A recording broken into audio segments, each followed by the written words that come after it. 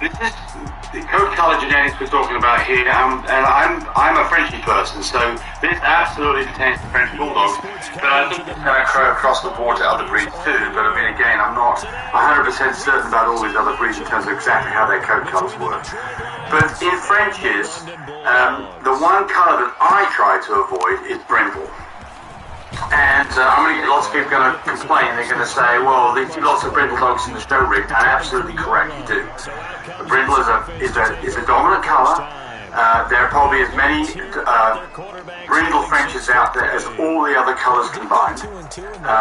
And so to say that you don't like brindles is like saying that you don't like brunettes, you don't like blondes. It's kind of silliness. So don't take this as meaning if you have a brindle dog and I don't like your dog. I absolutely do. I love Frenchies. But the issue here is that when it comes time to the financial side of this, that since brindle is dominant and supply and demand takes over, that since there's a bigger supply of brindle dogs, they tend to go for less money than other colors. And there is another problem with brindle. Just about every gene we talk about, the color, is a recessive gene. So, for instance, if you want to get a chocolate dog, it has to be BB. Both parents had to have given a chocolate gene. So this maybe comes from the dad, and this comes from the mum. And if you end up with a BB dog, it'll be chocolate, and it'll have red eye glow, by the way. And you can't test for this very easily in a Frenchie. Isabella you can test for, but most chocolates you can't test for. That's a side note. So if you want to get a blue dog, that is the recessive dilution gene, and again, you've got to have, the dog has to have 2 copies of it. If you want to get a pied dog, it has to have 2 copies of spotting. So, if you want to get a cream dog, it has to get 2 copies of the recessive gene for cream. So, in all of these cases, every single one of these cases, both parents had to have had a copy of the particular gene color we're talking about and given it out to the puppy. Not true of Merle and not true of brindle, and we'll talk about that a little bit more here in a second. So let's just talk about these things here. If this dog here, and by the way, when you put the dominant color, you normally put that on the left. So if this dog here had in fact been this, what is it? It's not a chocolate dog. It's a chocolate carrier dog. Likewise, if this guy here had got from one of his parents the dominant, not blue gene, not dilution gene, it would not be blue, it would be a blue carrier. And if this dog here had not got a pied from one of his parents, it wouldn't be a pied carrier. And this is a blue carrier. And likewise on this one here, if one of the parents had given out the not cream gene, it would be a cream carrier. So listen, this is your last day to take advantage of 50% off the ebook that you added to your cart, but for some reason you did not check out, right? I put literally my life's work.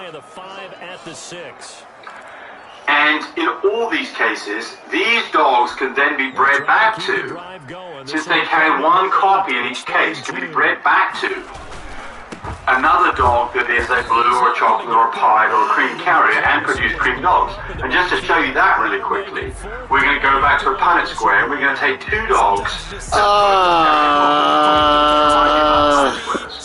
You draw a box, you divide it with horizontal and vertical lines. Typically,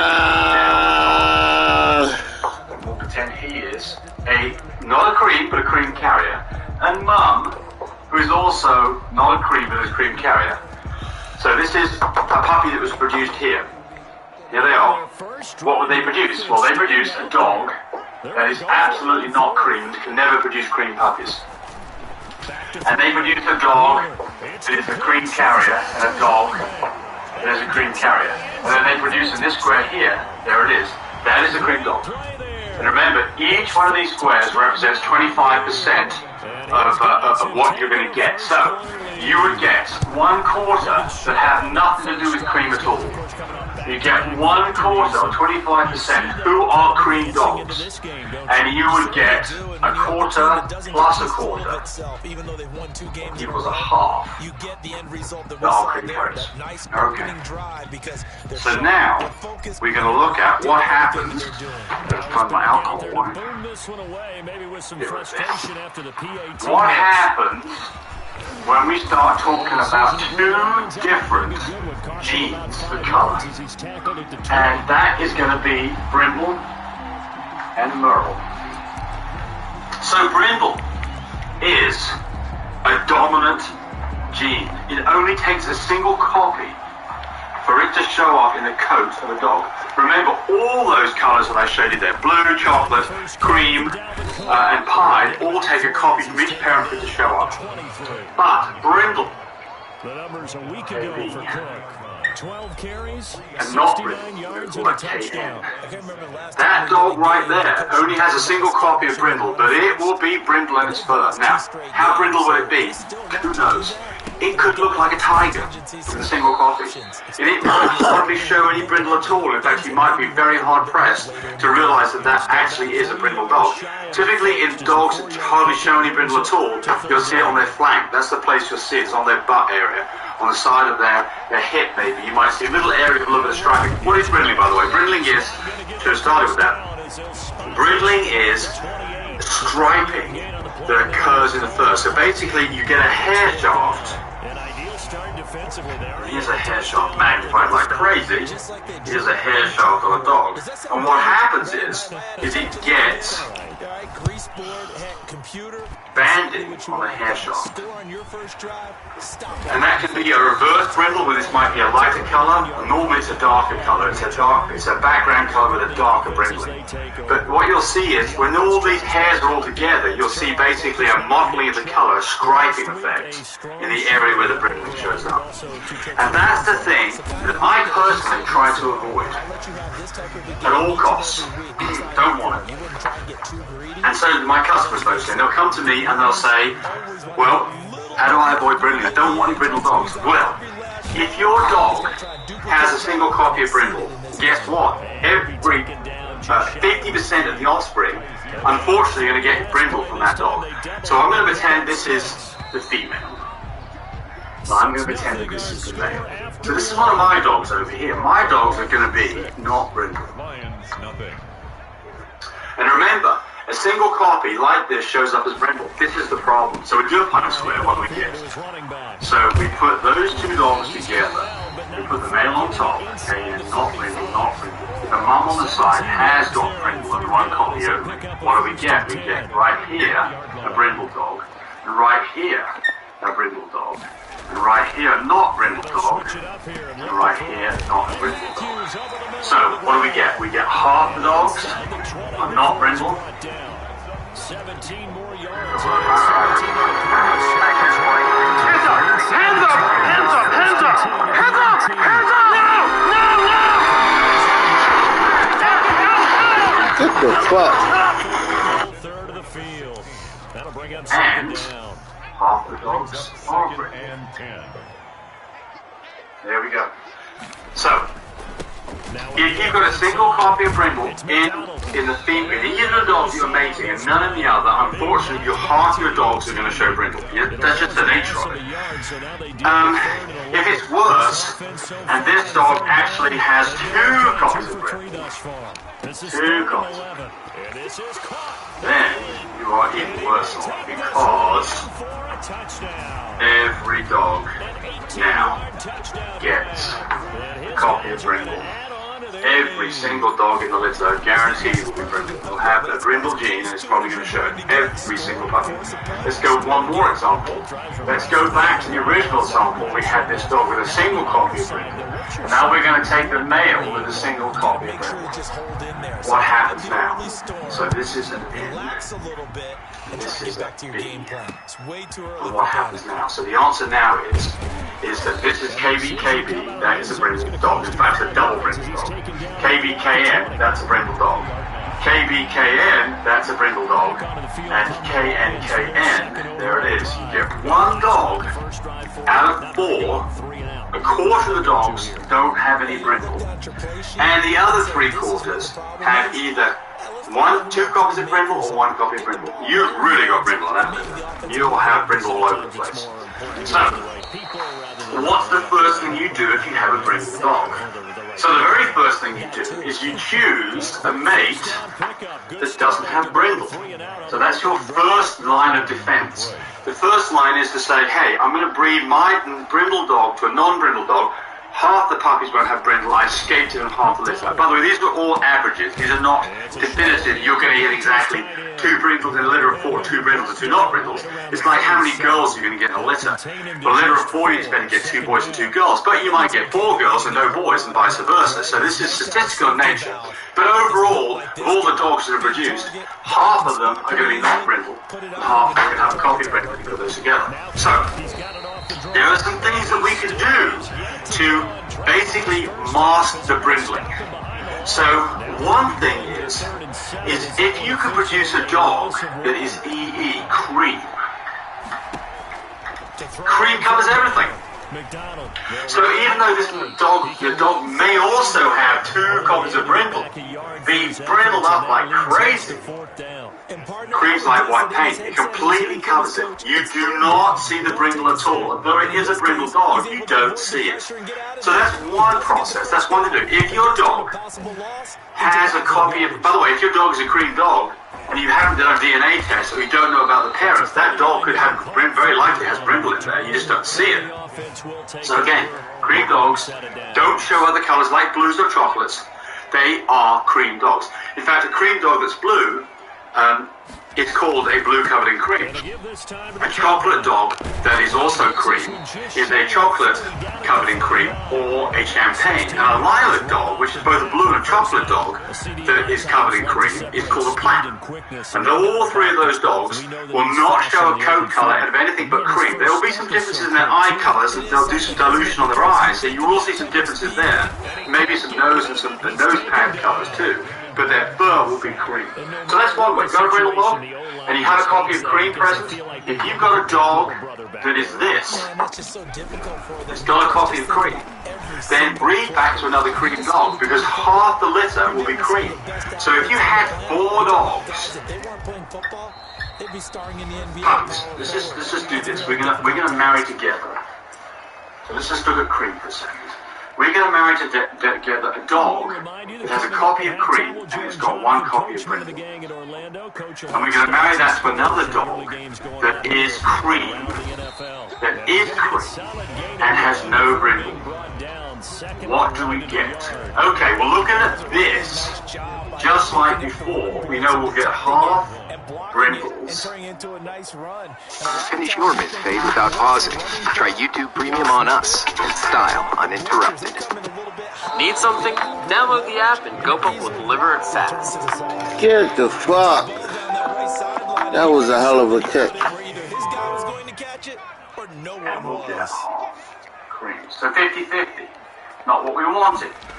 But, since we're doing this as well, the Punnett square on this guy here, I better draw a bit bigger so you can see that on your smartphones. Let's do a Punnett square on the cream portion of it. So here's one dog. Here's the other dog. What do we get? We get a cream carrier. And we get a cream dog. And we get a cream carrier. And we get a cream dog. Half of it is cream. So, now those half brindles, half of those are going to end up being cream. So actually we end up getting the quarter brindle that we can see. And over here we get a quarter cream. And so this is not exactly right here. This is I'm going to get you confused here. You have a quarter cream, but actually you have a quarter form. That's all we're looking at. But the point here is that you've got rid of a litter of 4, only one of them looks like it's brindle. One of them is a brindle cream, you don't see the brindle, and the other 2 are not brindles. And what are those 2? Well, in this case, it'd be a cream and probably a 4. Alright. So the point here is that if you've got a brindle dog and it has a copy of cream present, breed it to a cream dog and get rid of half those brindles immediately. So that's one way. The next way is there is another gene that is dominant, that is the merle gene. So we draw this as MM, as a not merle. Not merle. And the M, little m, is merle. It just takes a single copy. And by the way, this here, little m, that's a disaster. You don't ever do that. You never breed a merle to a merle, because if you end up with that, you can have all kinds of issues, blindness, deafness, and all kinds of nasty things. So anybody who knows what they're doing will never put a merle to a merle. If you put, so you always put a merle to a non-merle, like these two here. So do a Punnett square on these two. Oh, shit. So here's the I fucked that up. And here's the not merle dog. Breed them together. Watching this fucking video. And you get a merle dog. And you get a not merle dog. And you get a merle dog. So you get half the litter is merle, half the litter is not. You're a heck of a lot better off having a merle brindle than you are having just a straight brindle. They're a lot more valuable dogs. Now again, there's the people out there saying, you should be doing merles and all this. That might well be true. I'm not getting into that debate. That's not what we're talking about here. We're not talking about the ethics of producing different colours and Frenchies. We're talking about what you're going to get when you breed them. So the ethics side of it, that's entirely you to decide what you think is suitable or not. This is just about what happens if you breed those dogs. So the takeaway here is that if you've got a merle, if you've got a brindle dog, and you a brindle carrier dog or a brindle dog, and you breed that to a merle dog, half of it is going to be merle. Even though your Frenchie doesn't have merle, half of it is merle. So you get merles and merle brindles. So much better than getting a straight brindle. So that's another solution to the problem. So far, the solutions we have are to breed to a merle or a cream. Specifically, if you don't have any, you can do exactly the same thing. If your dog is a blue or a blue carrier, the same thing again. If you get the blue out of the dog and you get a blue brindle, so much better than a straight brindle. If you've got a chocolate dog and you get a chocolate brindle, so much better than a straight brindle dog. Chocolate brindles are worth money, brindle dogs not so much. So, same thing that we talked about for the merles, and the same thing for pies. So if you've got a dog that is brindle, KB, KN, but it has one copy of pie, and you breed that to a dog that is non-brindle, and is a pied, what do you get? Well, this here produces a litter of half pies right off the bat. So half the dog are pies, and this here produces a litter of half brindles. So what do you get out of 4 dogs? So the answer is, out of 4 dogs, you'd expect to get 1 brindle pied and one not brindle pied. And by the way, the not brindle pie depends on the other colours. If there are blues or chocolate spread, it's going to be a fawn. So we'll just pretend that's the case. So you're going to get a brindle pied, and a fawn pied. Yeah, it's a moot point now. Hey, click the link right now below. You're about to get the opportunity to get my best-based mentorship for 90% off. You already added your name to the list. You already was interested on the waiting list. This is your opportunity to take advantage of something that will. Then the not pie side, you're going to get a brindle. The passing windows are just Probably not there. That's just another example of how great this So what do you end up with? You end up with 1 brindle. You didn't want. You end up 1 brindle pie, not too bad at all. 1 fawn pie and 1 fawn. Again, you've reduced your straight brindles to making them into brindle pies, and you're getting a lot better off. So exactly the same technique goes with blues and chocolates. If you can add to the dog's colour to keep it away from being a straight brindle by making a blue brindle, a chocolate brindle, a lilac brindle, a pied brindle, or a merle brindle, you make the situation much better. And of course, if you've got a cream in there, go get the cream out of it, and that will hide the brindle completely. So, and when I say hide, I don't mean you're being being deceptive. That's not what I'm saying here. You know, it depends on what a person's doing with these dogs. If these dogs, and the majority of dogs that I have, probably end up being primarily #1 family dogs. And they're great, by the way, Frenchies, absolutely the best family dogs. Those of you who have Frenchies know what I'm talking about. Great stuff here. Frenchies are little clowns. They're smart, they're lovable, they are so adaptable, they're not aggressive, they don't bark much. They're just wonderful dogs. So those family dogs, they really, what they want is they want a pretty dog. A lot of those people don't want brindle, and they don't care what the other colours are there. So if they get a cream dog who's got brindle buried inside it, they don't care, because they didn't buy the dog because they're going to have puppies from it. They bought the dog because they want to enjoy the dog, and they'd rather not have brindle. So we're not being dishonest here. And I'm not saying that, you know, any time that you know the genetics on your dog, you should let people know about it, so that people are buying the dog, if they decide that they maybe are going to have some puppies, so they can decide what they expect to get. And of course, you can always, you know, all my dogs are AKC. You can say, this dog is up for adoption, but strictly as a non, what's the right word for it? Doesn't have rights, which means that you can't have puppies that you can register on the AKC. Then you can control the whole process. Alright, so I hope this makes sense, but basically, just the thing to remember is, if there are 2 genes in Frenchies, and probably other dogs too, but there are 2 genes, but it takes a single copy to make them be expressed. And that is brindle. Just a single copy makes it show up, and so that is the problem for us, is how do we kind of mitigate that, and the other one is Merle. Both of these, single copy, and it shows up. And by the way, with the Merle, you always only want 1 copy. 2 copies of Merle, not a good day.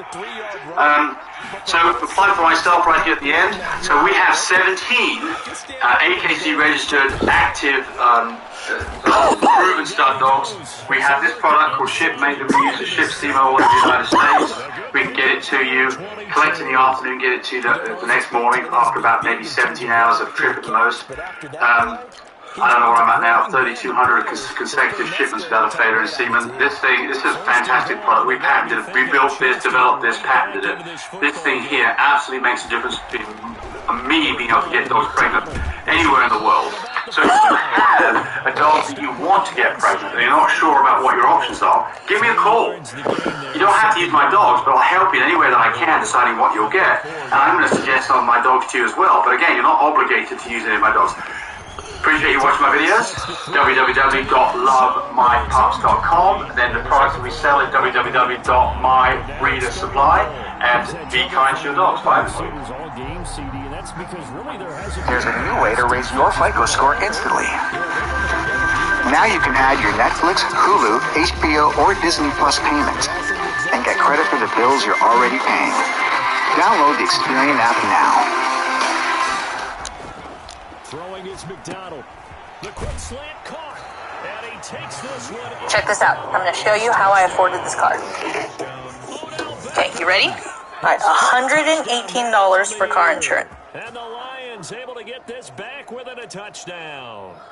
Well, you know, you can't get all the points back at once, but baby steps a good start. A start that was sorely needed because this team looked like they might be out of this one, but getting a touchdown, getting back into it, gives them hope as they move forward. A try here for the extra point.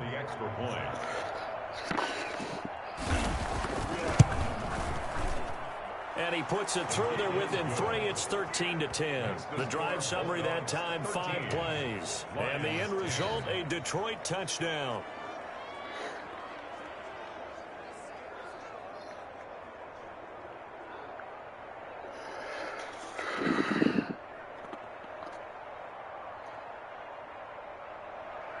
Following the touchdown, Rohrwasser handles the kickoff duties. Hi everyone, this is Tyler again, doing another review video for you guys here at Woodland Frenchies. Super excited about our upcoming litters. We just did a video update on a couple, and we wanted to also kind of go a little bit more in depth. We've been getting some questions about how to breed a Merle Frenchie and what to look for in Merle Frenchies, so that's what today's video is going to be about. It's probably not going to be the longest video, but we want to just, be sure to, help you guys out with those questions. There are going to be some basic questions most people know about, but, so most of you guys might know this, but the number one thing, we're going to get right into it, and feel free to subscribe to our channel, guys, for more information on anything about in Frenchtons. But the number one thing when breeding a Merle, you definitely, or when buying if you're looking to buy a Merle, you want to make sure that the parents,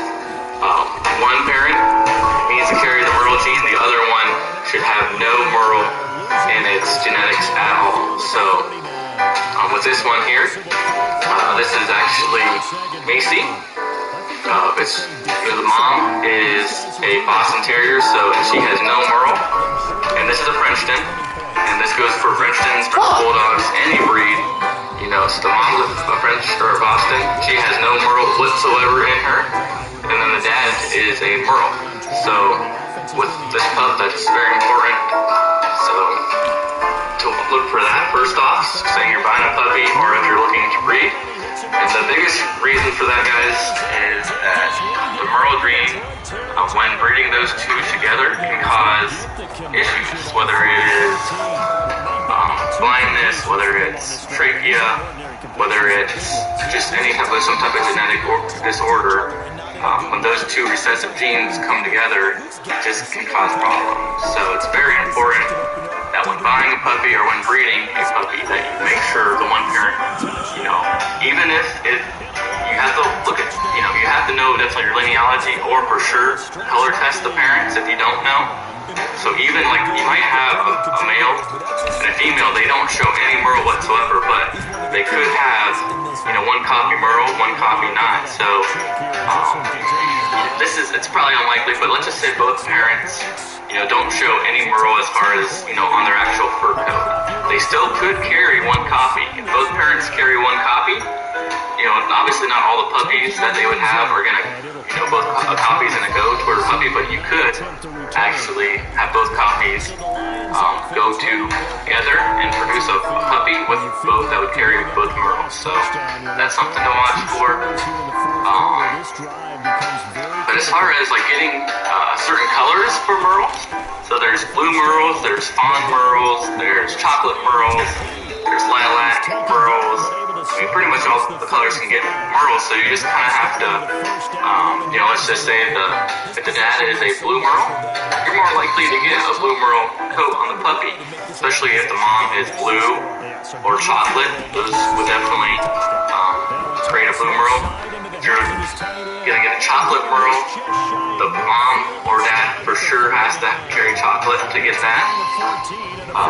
And fawn Merle would be if you breed them. If you breed a Merle to like a fawn, you might get that lighter fawn color for the Merles. But here at Woodland Frenchies, we definitely try to get more of the blue Merles, lilac Merles, chocolate Merles. But yeah, I'd say 90% would be the blue Merles, such as this color here. It's definitely a great color if you're, they definitely stand out when you're looking to adopt a puppy. If you are interested in a Merle puppy, it's definitely, they stand out and just a beautiful, beautiful puppy to have. They tend to be a little bit more expensive. And let's just say the blacks, the tans, the fawns, the cream colored puppies. So, but in the end, it's definitely worth it. Having a Merle, whatever color you choose, but just makes a beautiful coat on them. And just so you guys know, Merle is not a AKC, certified color bird wrenching. If you're into breeding, into the shows, you can't bring any show dog that has this coat color. But all of our Merle Frenchies are registered AKC, and with most breeders they are. It's just not accepted into the shows and that type of thing. So, yeah, hopefully that helps you guys out. If you have any questions about Merles, or if you're looking to buy a puppy, I think the biggest takeaway from this video definitely is to make sure that both parents are not Merles, so that you will not have any issues down the road with your Frenchie. Thanks, hope you enjoyed this video, and I'll see you next time. Shit. The Lions turned away on 4th down, and the ball will go over on down to the Finish your midday without pausing. Try YouTube Premium on us in style uninterrupted. Alright, here's the video. Let's start with the little platinum male. teams get the ball back. And that Platinum? I'm sorry. Lilac Male. Doesn't look like he has any pin on him yet, or on his feet or anything, but it's cute. Alright. Go to work. Chest. And what do we got here? This is a really unique little color. Female, she's real light colored. Does she look like she has any tan on her? No? I don't think so.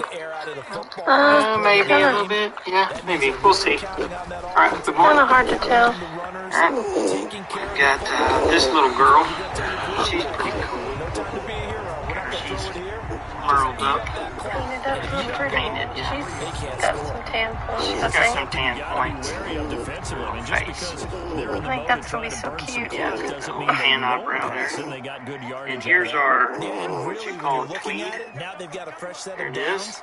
Look at that male. He's got all the colors. Yeah, Tan, he's got lots of tan his on it. tan points are really Strong. clear. And then the last little guy. Little tiny boy. The little tiny one. Just right under, what is he? 6 Six ounces. ounces there. But he's eating good. He's got tan on his feet. Look at there. I think it's a Maybe we'll see. That's the only little one we got. Toffee's doing good, Mama. really good job. There they are. All their colors. Lilac. Probably an AA lilac. And the continuity it takes to know each other and execute their blocks. It's pretty impressive. And Detroit getting set to go now. And they unfortunately are staring at a mini losing streak developing, trailing here in the fourth quarter. This would be their third straight defeat.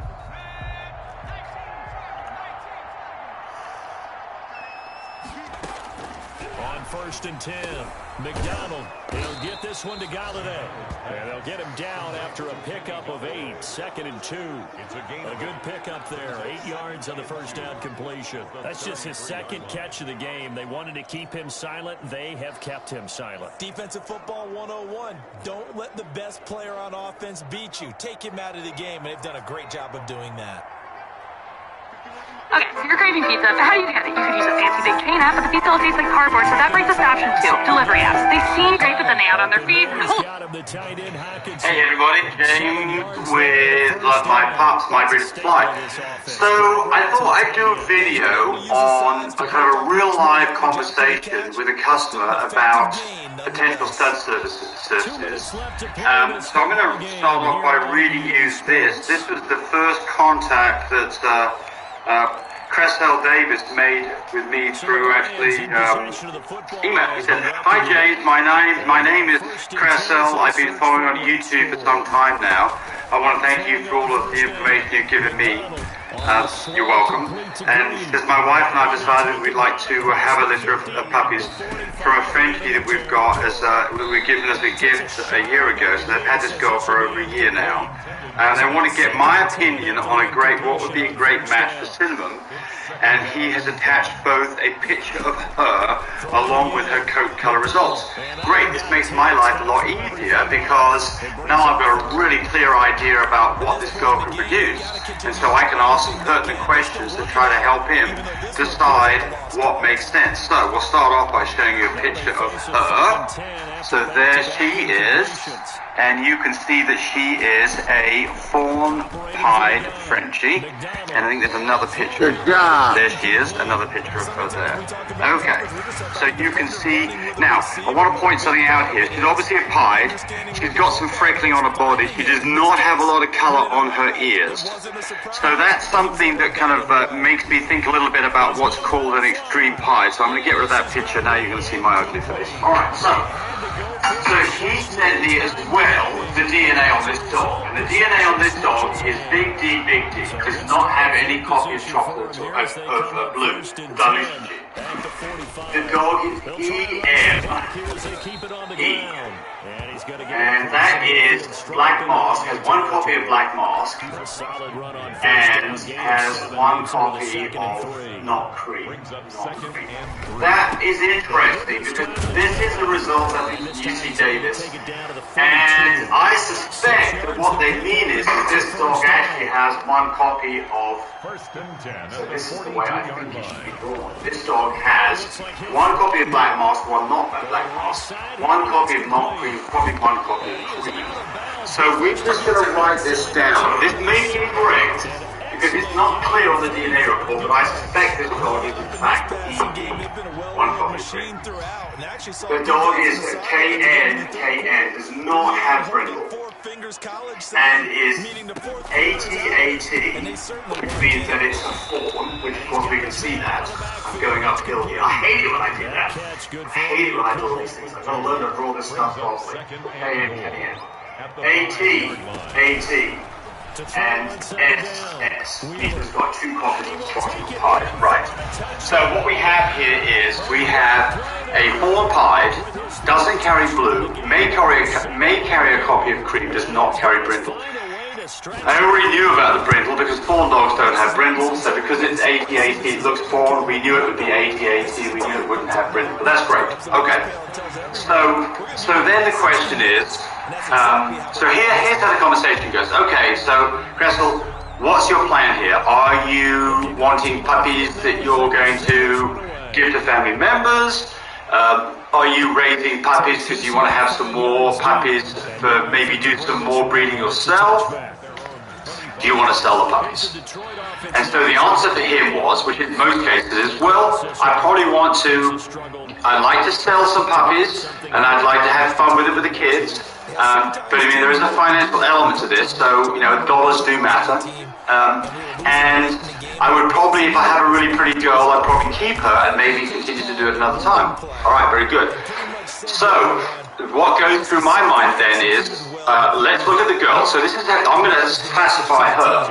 So the first thing is that she is a pied with little, so she may be what's called an extreme pied. Need something? Download the app and GoPup will deliver it fast. So they'll stop the clock here in a game that's been decided in the closing seconds. Able to get 7 on that first down pass play. So an extreme pied is a dog that has, it's a pied dog, so it's got a base color of white with another color on top of it, which in this case is a fawn color. So the problem with extreme pied is that pieds that don't have much color or any color on their ears have a tendency to have hearing problems.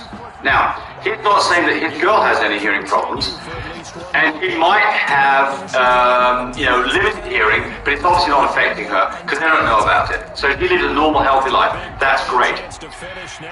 What you don't want to do is you don't want to be producing puppies that really have no color. They've got bald white faces, because those dogs really can have problems with hearing. And over the years, I produced a single dog that was completely deaf. It's a beautiful dog. It was almost totally white, had a little bit of color on its back end, and it had a bit of color on over one eye.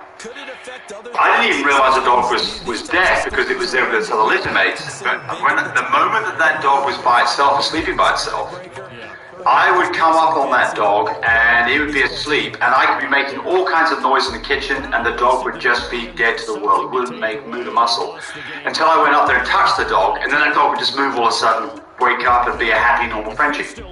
And just to prove the point, I got a couple of saucepan lids while I was asleep, and I took those saucepans and I just started bashing them together, making a hell of a noise. Dog never moved a muscle until I touched it, then it woke up. That dog got placed into a home. It learned sign language. To this day, it's a happy, healthy dog, but it's a special